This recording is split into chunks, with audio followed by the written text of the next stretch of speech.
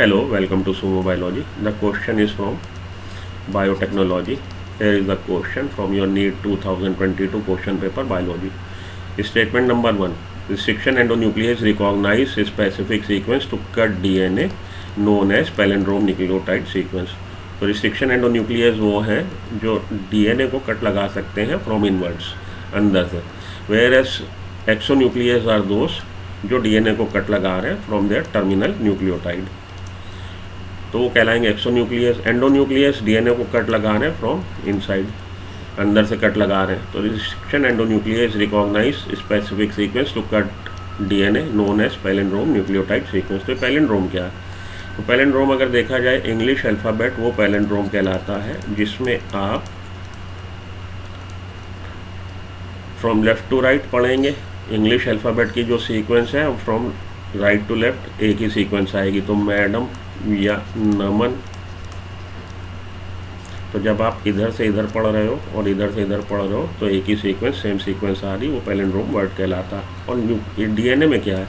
DNA में आप जानते हैं डबल स्ट्रैंड डीएनए, तो एक स्ट्रैंड पे मानिए आपने इधर से इधर न्यूक्लियोटाइड की सीक्वेंस पढ़ी from 5th prime end to 3rd prime end, और इस वाले स्ट्रैंड पे जब आप from 5th prime end to 3rd prime end पढ़ेंगे, जब सेम सीक्वेंस आएगी तो उसको हम लोग बोलते हैं पैलिंड्रोम साइड। तो यहाँ पे देखिए जैसे ये है GAATTC, अब इसके अपोजिट लॉ ऑफ कॉम्प्लीमेंटैरिटी को गवर्न करते हुए जो चार ग्राफ ने दिया था, C के अपोजिट क्या आएगा G, T के अपोजिट A, T के अपोजिट A के अपोजिट T, A के अपोजिट T और G के अपोजिट C। तो इधर से इधर पढ़िए GAATTC और इधर से इधर पढ़िए GAATTC, सेम सीक्वेंस है, यही पैलिंड्रोम है। फिर से बना देता हूँ क्योंकि ऊपर थोड़ा सा GAATTC 5th prime end 3rd prime end, इसके अपोजिट इसका एंटी पैरेलल स्ट्रैंड। अब इधर C के अपोजिट G, T के अपोजिट A, T के अपोजिट A के अपोजिट T, A के अपोजिट T और G के अपोजिट C। जो चार ग्राफ साहब ने बताया, purine always makes pair with pyrimidine और adenine always comes opposite to thymine, cytosine come opposite to guanine. तो आप देखिए GAATTC इधर से इधर पढ़ रहे हैं जब आप, और अपोजिट स्टैंड पे सेम पोलैरिटी पे जब आप पढ़ेंगे उस सीक्वेंस को तो सेम सीक्वेंस आएगी, ये है पैलिंड्रोम। तो रिकॉग्निशन साइट हमेशा पैलिंड्रोम साइट पे काटते रिकॉग्निशन, ठीक है जी।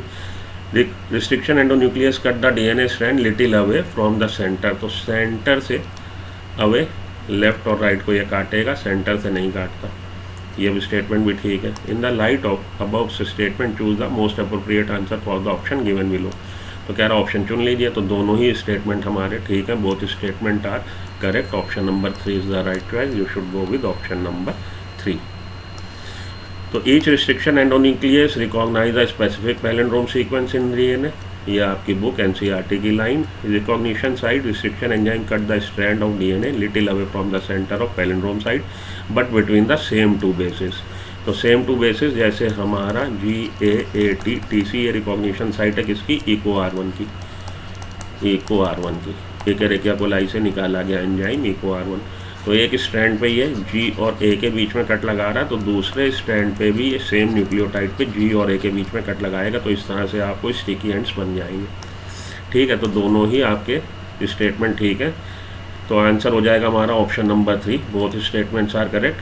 पेज नंबर 196 पे आपके NCERT की बायोटेक्नोलॉजी में मेंशन है।